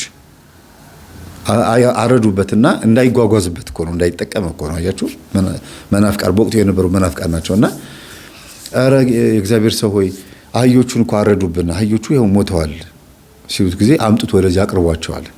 አቀረቡለትና በኢየሱስ ክርስቶስ ስም አንገታቸውን አጠጋጉልኝ አለ። አንገታቸው ተጠጋጋ። ሌሊት ስለነበረ የትኛው አህያ ከየትኛው አህያ እንደሆነ አይታወቅም። አጠጋግተውለት በህይወት ቆሙ። ከዛ ሲነጋጋ ማለት ነው አህዮቹን ሲያዩአቸው የዛኛው አህያ ጭንቅላት የዚህኛው አካል ላይ ነው የገባው፣ የዚህኛው አህያ ጭንቅላት የዛኛው አካል ላይ ተቀያይሯል። ተሳስተው አይደለም፣ የእግዚአብሔር ድንቅ ስራ እንዲታወቅ ነው። እንግዲህ ይሄን ነው ማምጣት የፈለኩት። አንገታቸው ትክክል ቢሰካ ኖሮ ታርደው ነበረ ብሎ የሚያምን ማንም ሰው አልነበረም። ግን ከአንገታቸው ወደ ላይ ነጭ ከዚህ በታች ደግሞ ጥቁር ሲሆን ይሄኛው ጥቁር ይሄ ነጭ ሲሆን ትክክል የእግዚአብሔር ተአምር እንደተፈጸመ ያስታውቃል አንገታቸው ላይ ማለት ነው። እና አደነቁ የእግዚአብሔርን ድንቅ ስራ። እና አንዳንድ ነገሮች የሚቀያየሩት የእግዚአብሔር ስራ እንዲታወቅ ነው፣ መሆን ስላለበት ነው። ሰው የሚሞተው አርጅቶ ብቻ አይደለም። ሰው የሚሞተው ህፃን ሆኖ ወጣት ሆኖ ብቻ አይደለም። ታሞም ይሞታል፣ ድንገትም ይሞታል። በመኪና አደጋም ግሸን ለመሳለም ስትሄዱም አዌም የትም ቦታ ስትሄዱ መኪና ተገልብጦ ልንሞት እንችላለን። ግን ድል ልዋኔክሙ ንበሩ፣ ተዘጋጅታችሁ ጠብቁ ነው የሚለው ቃሉ። እዚህ ጋርም ስንመጣ እቺ ሴት ተዘጋጅታለች። የእግዚአብሔር ድንቅ ስራ ግን ይገለጥ ዘንድ በእሷ ላይ ቆማ መራመድ እንድትችልና እግዚአብሔር ከእሷ ጋር እንዳለ፣ ከካንሰሩ አልፈወሳትም፣ ከሽባነቱ ግን ፈወሷት። በዚህች ልጅ የተነሳ ተለቃቀሱ፣ ደነገጡ ቤት ውስጥ ሁሉ። ከዛ ተደውሎ ተነገረው። ልጆቹ ትምህርት ቤት ናቸው አስቡት። አረ ሚስት ተነሳች፣ ቆማ ተራመደች። እንዴት ምናምን ሲል ጊዜ እንትና ሀኒቾ መታ እምነት እየቀባባቻት እስቲ ተነሽ ስትላት ብድግ ብላ ተነሳቻል። በስመ አብ ደነገጠና ሰውየው ምን አይነት ነገር ነው አለ። በቃ ይሄ በጣም የሚገርም ነገር ነው። ከዛ አንቺ የቤቴ በረከት ነሽ አለቻት። እየተነጋገሩ ባልየው መጣ። ልጆቹን ጥሎ ነው የመጣው። በነገራችን ላይ ከትምህርት ቤት ቀስ ብዬ ሄጄ አመጣቸዋለሁ ብሎ በመሃል ነው የመጣው። ሚስት ተነስታለች ሲባል እንግዲህ ለዘመናት ታማኝ ነበረች ሴት ናት። አስቡት። እና ማየት በቃ ማመን አቃተው። አይቶ ማመን አቃተው። ምንድን ነው የተፈጠረው? እንዴት ሊሆን ይችላል? በቃ እየተመላለስኩኝ ይቀባት ነበረ። አንቺ ሰው እምነትሽ በጣም ታላቅ ነው፣ የምትገርሚ ሰው ነሽ አላት። አንዳንድ ነገሮችን ቀንሻለሁ። የቀነስኳቸው ነገሮች ለከንቱ ዳሴ እንዳይጥላት ነው ልጅቷን። እንደገናም ደግሞ እዚህ ጋር አንዳንድ ባህሪዎችን ቀንሻለሁ። በተለይ ከባልየው ላይ አንዳንድ ባህሪዎችን ጸባዮችን ነው ይቅርታ። ምንድነው ያው ኮምፕሊትሊ ለደሃ ልጅ ያለው አመለካከት በጣም ተቀይሯል። ምን እንደነበረ በዚሁ ማየት ትችላላችሁ። እኔ ብዙም መዘርዘር ያልፈለኩበት ምክንያት አለኝ። ይሄን ገጠመኝ ቤተሰቦችም ስለሚያዳምጡ ማለት ነው። እንዲህ ነው ብዬ መናገር አልፈልግም። የሰውየውን ሙሉ በሙሉ ማንነቱን ከተናገርኩ ጥሩ አይደለም። ለምን መንፈሳዊ ከመሆኑ በፊት የነበረው ስብዕናው ላይ ያለውን የሚያውቁት ሰዎች እንዴ እንደዚህ ነበር እንዴ ምናምን የሚባል ነገር እንዳይመጣ ነው። ይሄን በዚህ ልተወው በቃ ይቅርብኝ። ግን የዚህች ልጅ መንፈሳዊ ሕይወት በዚህ ልክ መሆኑ ገርሞት፣ ሚስቱ መንፈሳዊ ናት፣ እሱ ግን መንፈሳዊ አልሆነም። የእኛን ትምህርት እያዳመጠች ሚስቱ በጣም ጎበዝ ሆናለች። እሱ ስራውን ብቻ ነው የሚያየው። ይመጣል፣ ይሄዳል፣ ይገባል፣ ፊልም ምናምን ኳስ ምናምን ያያል፣ ዜና ምናምን ያያል፣ ይተኛል። ሚስቱ ግን እግዚአብሔርን ብቻ ነው ማምለክ የምፈልገው ተወኝ ስላለችው እንካይን ትምህርት አዳምጥ እስቲ እንደዚሁን እስቲ ምናምን ብላ አልነገረችውም። ነገ የሚጠብቀው ነገር ስለሆነ ማለት ነው። ብዙ ነገር እየጻፈች ነው። ባላት አቅም ትጽፋለች። ዲያሪ ያለ እንደገና መጽሐፍ እየጻፈች ነው። እኔ ከሞትኩ በኋላ ልጆቼ ያሳትሙልኛል ብላ የምታስበው መጽሐፍ ማለት ነው። እና የማይደርስ የለም እንግዲህ ቀናት ደረሱ። ጠራቻት ነይ ብላ ሀኒቾን ጠራቻትና ሚስትየዋ ምን ታስቢያለሽ አለቻት። ምን አስባለሁ እንግዲህ እኔ ቀኔን እየጨረስኩኝ ያለሁት ስትላት፣ ምን ማለት ነው? አይ እኔ እንጃ ብቻ እኔም ወደ እናትሽ መሄድ አይቀርም። አንዳንድ ነገሮች ዝም ብሎ ይታዩኛል። የሆነ ደስ የማይል ነገር በዙሪያ ያንጃበበ ነው። የሆነ የምረዳው ነገር አለ እና መንፈሳዊ ሕይወትሽን ጠበቅ አድርጊ፣ የተሰጠሽን ኃላፊነት በደንብ አድርገሽ አጥብቀሽ መያዝ አለብሽ። ኃላፊነት፣ ከባድ ኃላፊነት ከፊትሽ ይመጣል አለቻት። አዎ ይሆናል፣ አይታወቅም። እንግዲህ እኔም እንዳንቺ ትዳር ይዤ ሕይወት ይኖረኝ ይሆናል። ጭራሽ ልጅቷ የምትጠረጥረው ነገር የለም በነገራችን ላይ። እና ኃላፊነትን መወጣት ማለት መታመን ማለት ነው። መታመን ደግሞ መንፈሳዊ ሕይወት ሲጠቃለልበት እግዚአብሔር ለዚህ ነው እንዴ ቀድሞ ያሰለጠነኝ ብለሽ እንድታስብ ያደርግሻል። እና እግዚአብሔር ቀድሞ ያሰለጥናል አለቻት። አዎ ይሁን። አንድ መንፈሳዊ ሕይወት ያስተማረችኝ ጓደኛ አለችኝ፣ የዘመዷን እኮ ነው። እሷ ይሁን ለዚህ አብቅታኝ፣ አንቺም ደግሞ አጋጣሚ ይሄን ትምህርት ታዳምጪ ነበረ፣ በጣም ተግባብተናልና ደስ ይላል። ቀድሜ ከሁሉ ነገር በፊት ይሄን ትምህርት በማወቄ ከመውለዴ በፊት ከማግባቴ በፊት ይሄ ነገር በጣም ጠቅሞኛል አለቻት። አዎና ራስሽን ጠብቂ፣ አንቺ በጣም ጥሩ ቤተሰብ ነሽ እና እግዚአብሔር ሐሳብሽን እንዲያሰምርልሽ አንድ ጊዜ በርከክ ብለን አብረን እንጸልይ አለቻትና ገቡ። እንደምን ብላ ተራመደች። ያው መራመድ ጀምራለች፣ ግን በጣም እንደኛ ወክ የምታረግ ሰው አይደለችም። እና ተራምደው ገቡ። ጸሎት ክፍል ገቡና አቤቱ ጌታዬ ሆይ አለች። ቀና ብላ ስትጸልይ ጌታዬ ኢየሱስ ክርስቶስ ሆይ ከዚች ደግ ከሆነች ልጅ ጋር ስላገናኘኸኝ አመሰግናለሁ። ደግነቷን አካፍለኝ፣ ደግነቷ ለልጆች የሚትረፍ ብላ አለች። ከዛ ጸሎቱን ጨረሱ። እንደ ኖርማል ነገር ነው የቆጠረችው ልጅቷ። ደግነቷ ለልጆች የሚትረፍ ስትል ምን ማለቷ እንደሆነ የተረዳችበት መንገድ ምንድነው? እንግዲህ በአንድም በሌላ መንገድ የምትሰጋበት ነገር አለ። ልታመምም እችላለሁ፣ ልሞትም እችላለሁ፣ ግን እንደ ቤተሰብ ስላየሁሽ እንግዲህ ልጆቼን አደራ አይነት ነገር ነው። እና ይሄንን በተናገረች በ3ኛ ሳምንት ነው ምናምን አካባቢ፣ ወር አልሞላው በርግጥ ሚስት አረፈች ማለት ነው። ይታወቃታል፣ ታውቋት ነበር። ሚስት አረፈች። አረፈች ብዬ ስናገር እንደቀላል ያወራሁትን ነገር እንደው እናንተም እንደቀላል እንዳትረዱት። ሞታ የተገኘችው ጸሎት ክፍል ውስጥ ነው። እጇ ላይ መቁጠሪያ እንዳደረገች፣ ጸሎት መጽሐፍ እንደያዘች፣ ያለ ትራስ እንደተጋደመች፣ የተንተራሰችው ራሱ መጽሐፍ ቅዱስ ነው፣ ትራስ አይደለም። ይሄ ኖርማል ጨርቅ ትራስ ሳይሆን መጽሐፍ ቅዱስ ተንተርሳ፣ እንደገና ደግሞ ስዕል ተደግፋ ከጀርባዋ የእመቤታችንን እግር የእመቤታችንን ስዕል አለ አይደለም፣ እግሯ እንደዚህ አስደግፋ ነው እንደዚህ ብላ የተኛችው። ከዛ በዛው ነው የተገኘችው። ከዛ ጠዋት ሲነሳ እሁድ ጠዋት ነበረ። ባልየው አወቀ። ሁሉንም ደውሎ ጠራቸው። ተንጫጩ። ሀኒቾ መጣች፣ ዘመዱ መጣች። ሁሉም በቃ ሲመጡ የእንትን ነገር ሆኖ የዝምድና ነገር ሆኖ ስትመጣ እንዴት አውቂያታለሽ እንዴ አለቻት። አዎ አውቃታለሁ እኮ እንዴ እኔ እኮ በዚህ በኩል አንቺን አምጥቼ አስተዋውቅሻለሁ እያልኩኝ እኮ ጊዜ ሄዶብኝ ነው እኮ ቀደመኝ እኮ ስራ ጊዜ። አይ ዘመዴ እኮ ናት አለቻት። በጣም ይገርማል። ለዚህ ነው አንድ ሀሳብ ይሆን ነው ምናምን ብላ ታርጌት መሆኑን አታውቅምና ለቅሶም አለፈ። ልጆቹም አለቀሱ። በአንድም በሌላ መንገድ ተጽናንተው ቀኑ አለፈ። ሳምንት፣ 2 ሳምንት፣ 3 ሳምንት እያለ ሲቀጥል ባል በዘመዱ ምክንያት እቺ መንፈሳዊ ያርገቻት ልጅ ማለት ነው ሚስት ማን ነው ሀኒቾ እዚህ ጋር ባልን እዚህ ጋር አስቀምጣ እሷ መሀል ላይ ሆና ይሄ ዲያሪ ሚስት የሰጠችኝ ዲያሪ ነው እና አነበዋለሁ ታዳምጣላችሁ አለቻቸው። እሺ እና ምክንያቱም እቺ ሀኒቾ ቤት ውስጥ ለቅሶ ስለሆነ እንደማንኛውም ሰው ጥቁር ለብሳ እንደ ቤተሰብ እናቷን እህቷን የሞተችባት ማለት ይቻላል። በቃ እና እያስተናገደች ዘመድየም ሲመጣ ውሃ እየሰጠች ወጥ ምናምን ብቻ በአጠቃላይ ለቅሶ ላይ ያሉ ሴቶች አሉ አይደል የሚሰሩት እንደዛ ሆና ነው የቆየችው። ስለዚህ እና አንዴ ብላ ነው የምትጠራት እንጂ ከቤቷ አይደለም የምትጠራት፣ እዛው ግቢ ውስጥ ነች ያለችው። ወደ መደቧ ወደ ስራዋ ከሄደች ራሱ ቆይታለች። እና ቁጭ ያደረገቻቸውና አጀንዳው ማንበብ ጀመረች። እኔ ታሪኬ እንደዚህ ነው ምናምን ብላ የራሷን ታሪክ ያው እዚህ ማልናገረው ታሪክ አለ መጽሐፍ ታትሞ ሲወጣ ታነቡት ይሆናል አይታወቅምና ታሪኬ እንደዚህ ነው ብላ 3 ገጽ ካለፈ በኋላ ባልየው ያለቅሳል። ያው ሚስቱ ስለሆነች ማለት ነው። ልክ ወደ ዋናው ነገር ስትገባ ቀና ብሎ ባይ ጀመረ። የኔ ባል አሁን ምነግርህ ነገር ግዴታ መቀበል አለብህ። ይቺ ካጠገብህ ያለችው ሴት ከኔ ቀጥሎ ያለችው ሚስትህ ናት። ሀኒቾ ትባላለች። አሰልጠኜ መንፈሳዊ አድርጌ አስተምሬ አዘጋጅቻታለሁ። እኔ ማለት ነች። አካል እና መልክን የተለያየ ነው እንጂ እሷ ማለት እኔ ነች። ከሷ ውለድ ክበድ ብላ ነው የጻፈችው። ደነገጠ አለ ሀኒቾ። በቃ ፌንት ልትል ትንሽ ነው የቀራት። እንዴ ማለት እስቲ አምጪ ብለን ብለው ሲያዩት ጊዜ የእሷ ጽሁፍ ነው በትክክል የጂ ጽሁፏ ነው። ፊርማ አለበት፣ ፎቶ አለበት፣ ተለጥፈዋለች ምናምን።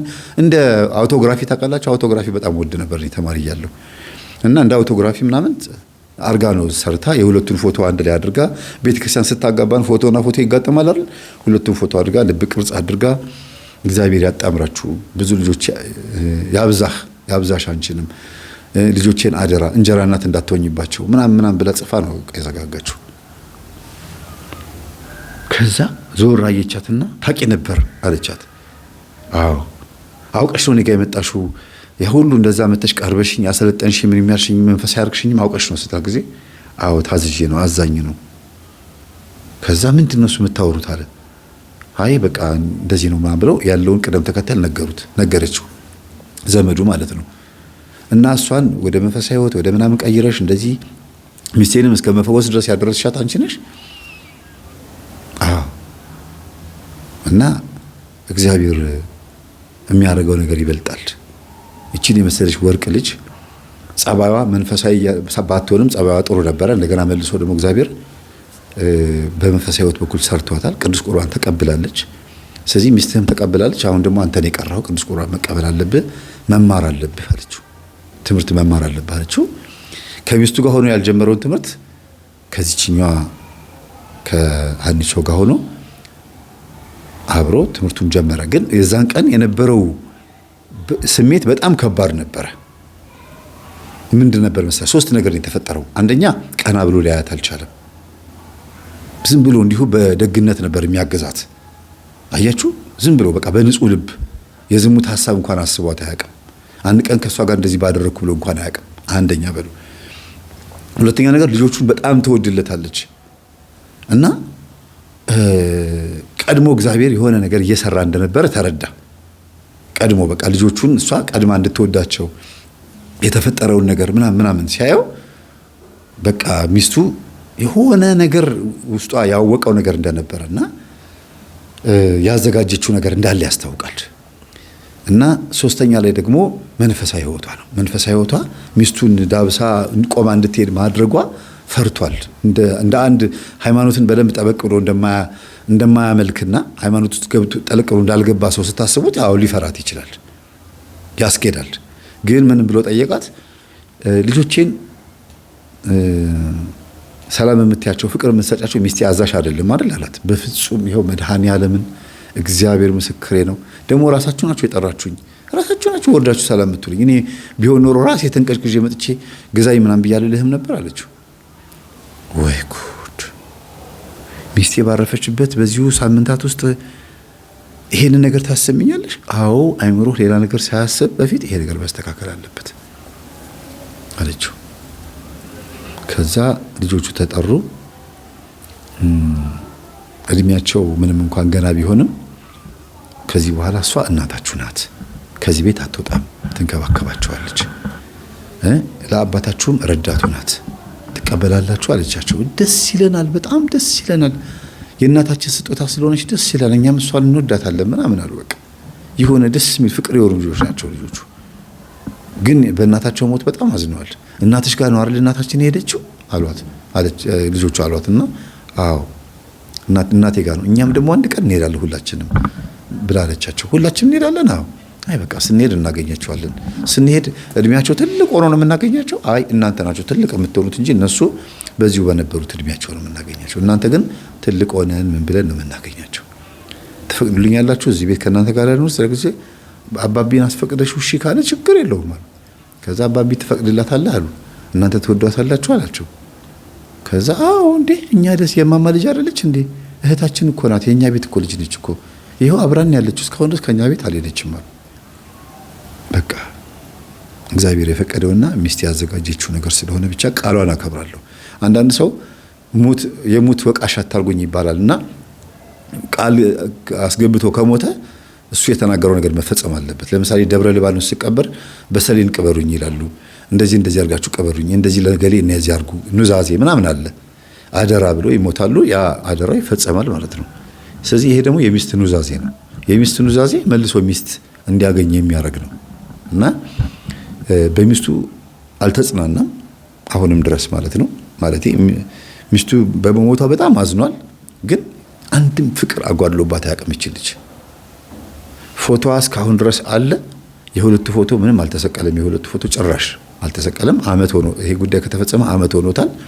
አሁን የምነግራችሁ ጉዳይ ልጆቹ እናታቸውን አልረሱም፣ ግን ንጹህ ፍቅር ከዚች ሴት እያገኙ ነው። ታስቆርባቸዋለች፣ ይመላለሳሉ። ልጅም ምን ወልደው ከ2 ዓመት በኋላ ነው ብሎ ራሱ ነግሯታል። እንዳለውም ደግሞ እስካሁን ድረስ ምንም አልነካትም፣ እንደ ሚስትም አልተገናኛትም። ይሄ ሐሳብ ደግሞ የመጣው ከራሷ ከልጅቷ ነው። ሚስትህ ከአይምሮ እስክትጠፋ በእርግጥ ማጠፋም ግን እስክትጽናና ድረስ ምንም አይነት ነገር እንዳትጨነቅ፣ ይሄ አብሮ መተኛት እንደዚህ ማድረግ ምናምን እንዳታስብ አለችው። እሺ ብሎ ንስሐ ገብቶ ስጋው ደሙን ተቀብሏል። የሚገርማችሁ እንደ ባልና ሚስትም አልተጋቡም፣ ግን ባልና ሚስት እንኳን እንደነሱ አይኖሩም። ሩካቤ ብቻ ነው የቀራቸው እንጂ ባልና ሚስት እንኳን እንደነሱ አይኖሩም። አብረው ሄዱ ያስቀድሳሉ፣ አብረው ሄዱ ይመጣሉ።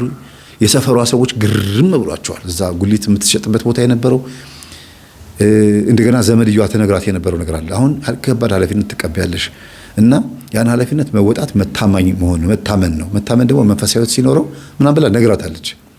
ያ ሁሉ ትዝ እያላት እየገረማት ነው የምትኖረው። የሰፈሯ ሰዎች ራሱ እዛ የምትኖርበት የእናቷ ጎረቤቶች በሙሉ ራሱ ገርሟቸዋል። ሰውየው እኮ አገባት ተባለ። ለቅሶ ዕለት አይተውታል። የእናትየዋ ለቅሶ ጊዜ ሚስቱ ሞታ አገባት ተባለ። የተፈጠረውን ነገር በሙሉ ሄዳ ለሰፈር ሰው ተናግራለች ያለውን ነገር እና በጣም የተደነቁት። ማንም በክፉ እንኳን ያሰባት የለም። እንዲያርገሽው ነው ሚስትየዋ የሞተችው በዚህ ምክንያት ነው ምናምን ያማት እንኳን ሰው የለም። አይገርማችሁም? የእግዚአብሔር ፍቃድ መሆኑን የምታውቁት በዚህ ነው። እና አሁን እየቆረቡ 1 ዓመት ሆኗቸዋል። ባልና ሚስት እንኳን እንደነሱ አይኖርም። እጅግ በጣም ነው የሚከባበሩት።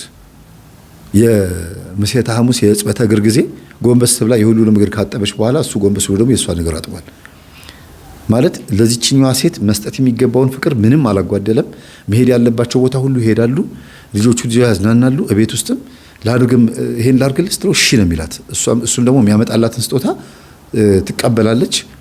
በስነ ስርዓቱ በደንብ አድርጋ ታመሰግነዋለች። ድብና ጋር የምትስመው ማለት እንደ ባልና ሚስት ግን ከሩካቤ ውጪ የጎደለ ነገር የለም ነው እያልኩ ያለሁት። ሩካቤውን ራሱ ቃል ስለተገባቡ ነው። በቃ ሚስቱ በመሞቷ በጣም ስላዘነ ያደረገችው ነገር ከአይምሮ በላይ ሆኖባቸዋል። ሁለቱም የደነገጡት ባይዘው ያልጠበቁት ነገር ነው የሆነባቸው። እንደ እህት የሚያዩት ልጅ እነ ሚስቱ ሆና ስትገኝ፣ በዛ ላይ ደግሞ በጣም ቆንጆ ልጅ። ቆንጆ ስላችሁ በመልክ ብቻ አይደለም፣ ሁሉ ነገሯ በቃ በእድሜም የምትመጥነው ናት። ለዚህ ነው የማማን ነገር ቀድሜ ያነሳሁት፣ የእናቷን ነገር ቀድሜ ያነሳሁት። እኚህ እናት የግንባራቸው ሰላምታ እንግዲህ የክርስቶስ ፈቃድ ነበረበት ማለት ነው። ልጆቹን ሰላም የሚሉበት እጃቸውን ሲስሟቸው ምን ብለው ነው የነገሯቸው? ሲጻፉት ልጆቹን ሲስሙ የሆነ ነገር ተናግረዋል ሴትዮዋ። ያ ነገር ነው የሆነላቸው። ያ የተናገሩት ነገር በተግባር ተፈጸመ። ገጠመኙ እዚህ ጋር ልጨርሰው፣ ግን ሳልናገር ማላልፋቸው ነጥቦችን ላንሳ።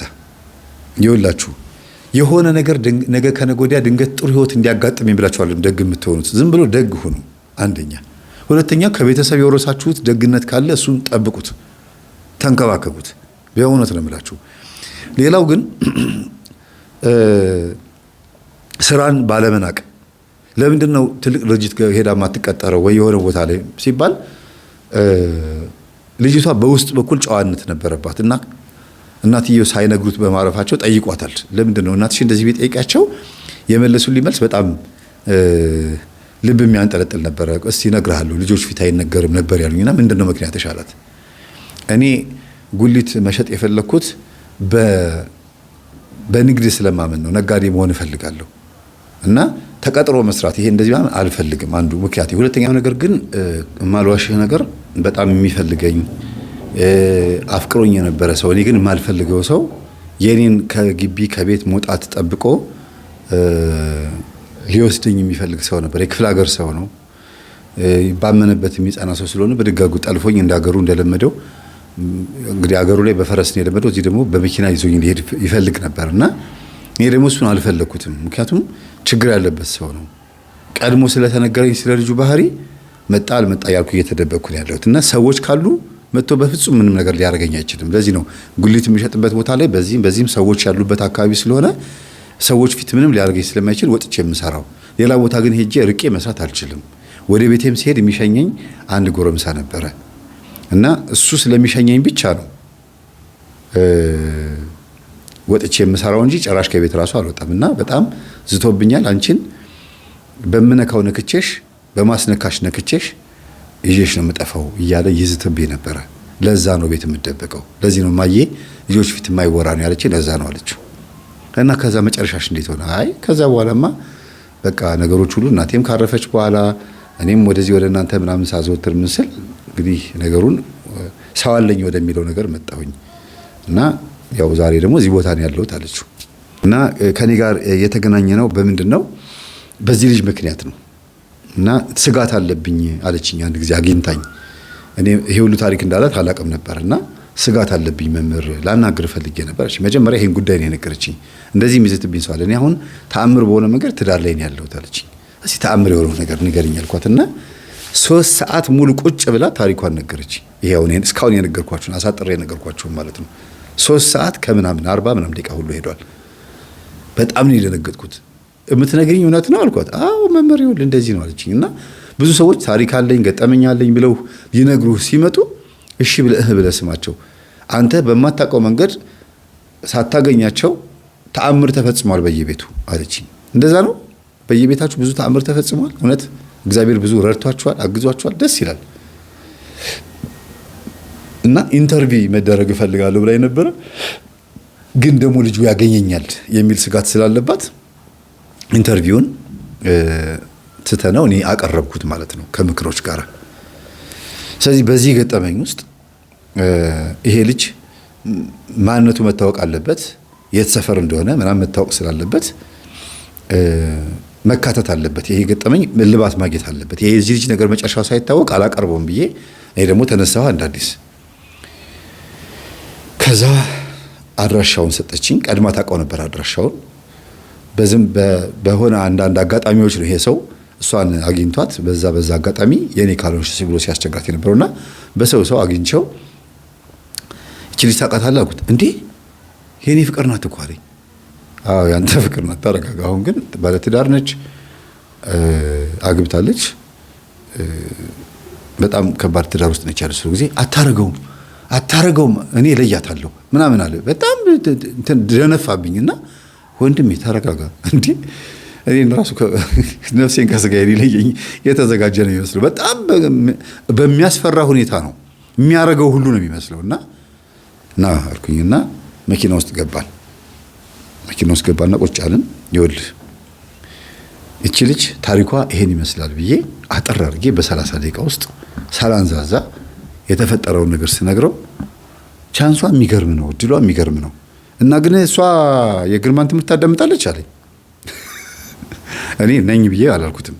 የኔን ትምህርት አዳምጣማም አይባልም ማለት ለሰው ስትነግሩ አይባልም። እና የመምህር ግርማ ነው የሚባለው ደግሞም ነው እንደዛ ነው። እና የግርማን ትምህርት ታዳምጣለች አለኝ። አዎ። እና እየሰማች አሁን እየጸለች እየሰገደች የሴትዮዋን እግር ፈውሳ ከዛ በኋላ ሴትዮዋ ሞተችባት አለኝ። የሞተችው በካንሰር ነው፣ ግን ተአምሩ እንዲታወቅ ከዊልቸር ላይ ተነስታ የተራመደችው በዚህ ምክንያት ነው። እና በዚህ ልክ መንፈሳዊ ስለሆነች ህይወቷ ላይ ብትገባ ታበላሽባታለህ። በዛ ላይ ደግሞ አንተ ተወዳታለህ እንጂ እሷ አትወድህም። ስለዚህ የራስህን መንገድ ፍጠር፣ ከቻልክ ይሄን ትምህርት አዳምጥ ስለው የማን የግርማን ምናምን አለኝ። ኦኬ ይሄ ልጅ በትክክል በማመጣው አመጣሻለሁ ያለው መስተፋቅር አድርጎ ሊያመጣት ነው። የክፍለ ሀገር ልጅ ነው ብቻ የሆነ ነገር አያጣውም። አንዳንድ ጥበቦች ምናምን እንደዚህ የሚያምን ይመስላል አልኩኝና መምህር ግርማ ጋርም ሄዳ ጮኻለች አልኩት። ዝም ብዬ እኮ ነው በራሴ ነው። ምን ብላ ጮኸች አለኝ።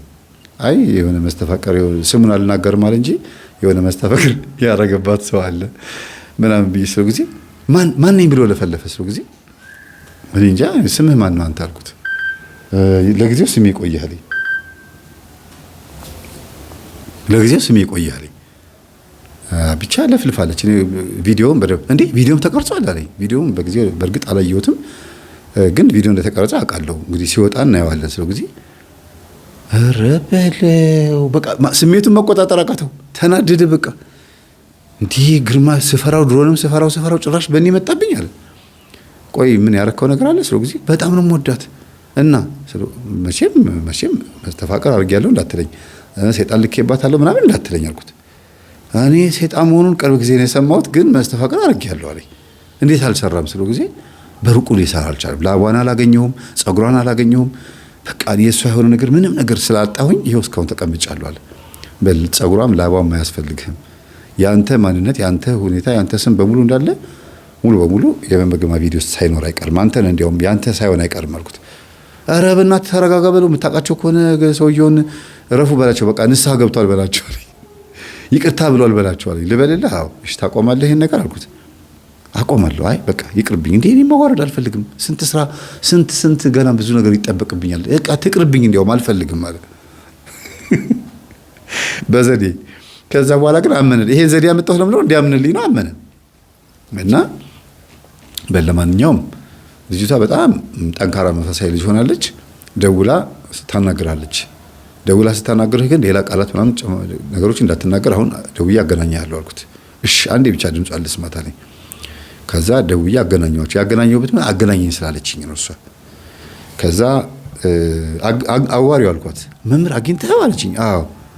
እና መስተፋቅር ማድረጉን አምኗል እና ደግሞ ጸበል ላይ የጮሽውን ነገር በቃ መምህር እንዳይለቁት እንናገራለን ማሳው ጊዜ ሳቀችና ላውድ ሊሆን ይችላል ብላ አስባ የሆነ ነገር እንደዋሸው እንደቀባጠርኩ ገብቷታል። ከዛ እሺ በቃ ችግር የለውም በቃ ቪዲዮ አይለቀቅም፣ ለማንኛውም አገናኘኝ አለችኝ። እየሰማሽ ነው አልኳት። ከዛ ስማ አለችው። እንደዚህ አይባልም አንቺ በስሜ ጥሪኝ አላት። እሺ እንዴት ነህ ሰላም ነህ አለችው። እግዚአብሔር ይመስገን እንዳጣውሽ ቀረሽ አይደል አላት። በቃ እኔ አንተ አይደለሁም መጀመሪያም አልወድህም ነግሬህ ነበረ።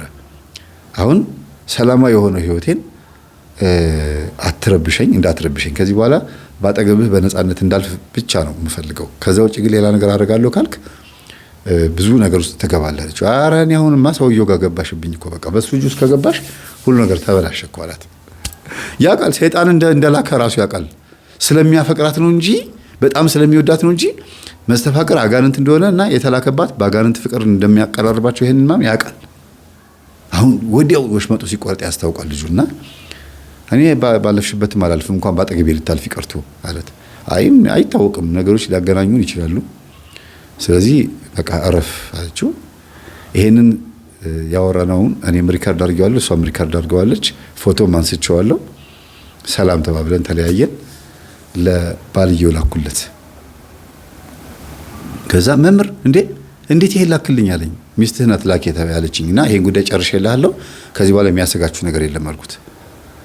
ኧረ በስመ አብ በጣም ይገርማል አድርጎ ነበር አለኝ። አዎ በጣም ይገርማል፣ ግን እሷ እስካሁን ድረስ አልጮኸችም እና ይሄ መስተፋቅር መጮህ አለበት። አንተ የውሸትህን ብትናገርም እዚህ ጋር ግን የእውነት መጮህ አለበት አለኝ።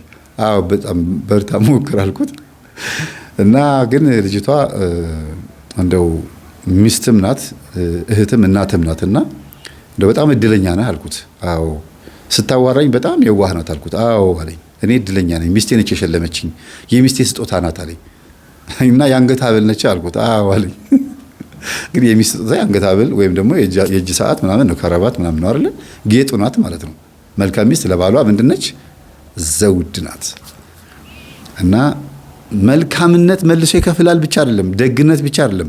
በድህነት ውስጥ ያለ እግዚአብሔር አምላክ ያያል።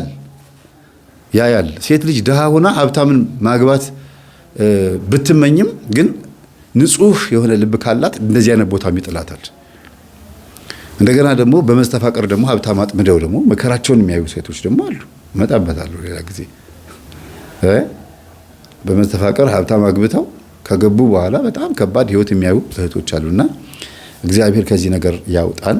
ወንድማችን ቲማቲም ሽንኩርት ምናምን ስትገዛት የነበረችን ሴት ምስኪን ሴት ስላከበርካትና በመልካም አይን ስላያት እግዚአብሔር ሸልሞሃል። አንደኛ። ሁለተኛ ሚስትህም ጥሩ ሆና ስላገኘቻት ሸልመሃለች። ሁለተኛ። ሶስተኛ ልጆችህም የወደዷት እንደ እናታቸው ባትሆንም ራሷን እናትን ባትተካም ግን የእናታቸውን ፍቅር እንዲያገኙ በተወሰነ መልኩ የምታግዛቸው ሴት ሆና መጣለችና በጣም እድለኛ ነህ።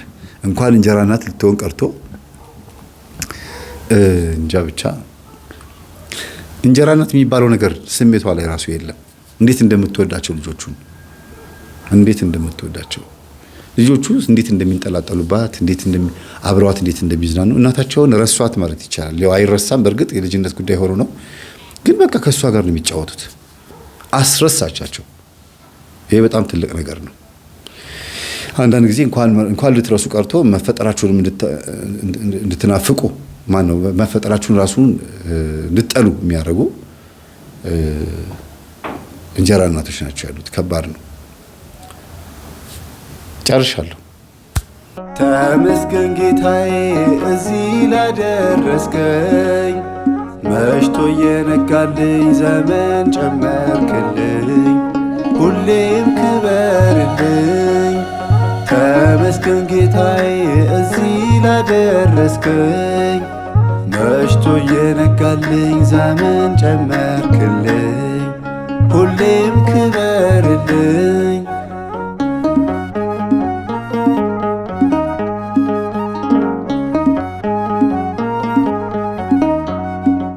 በከንቱ የሮጥኩት ያለፈው ዘመኔ እዚህ ላይ ቢያበቃስ የኃጢአት መሆኔ፣ አዲስ እሆናለሁ ጌታ አለ ከጎኔ። ለምን እሞታለሁ አድኖኝ መድኔ። አቤቱ ይቅርልኝ ሐዘኔ፣ አቤቱ ኃጢአት ስለምኔ፣ አቤቱ ባንተ በማመኔ፣ አቤቱ ብርሃን ይሁን ለኔ።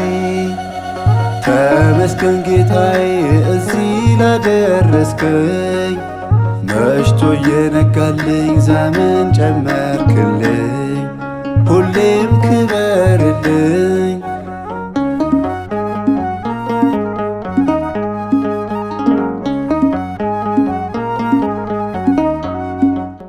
ዓለም ትስባለች በአሸንክታዋ፣ ለሥጋችን ፈቃድ ይገርማል መዋቧ። እኔ አልፈልጋትም ልውጣ ከመረቧ፣ ደማቅ ነች ለኃጢአት ሲኦል ምታስገባ። አቤቱ ይቅርልኝ ሐዘኔ፣ አቤቱ ኃጢአት ስለምኔ፣ አቤቱ ባንተ በማመኔ፣ አቤቱ ብርሃን ይሁን ለኔ። ተመስገን ጌታዬ እዚህ ላደረስከኝ፣ መሽቶ እየነጋልኝ ዘመን ጨመርክልኝ፣ ሁሌም ክበርልኝ። ተመስገን ጌታዬ እዚህ ላደረስከኝ፣ መሽቶ እየነጋልኝ ዘመን ጨመርክልኝ፣ ሁሌም ክበርልኝ።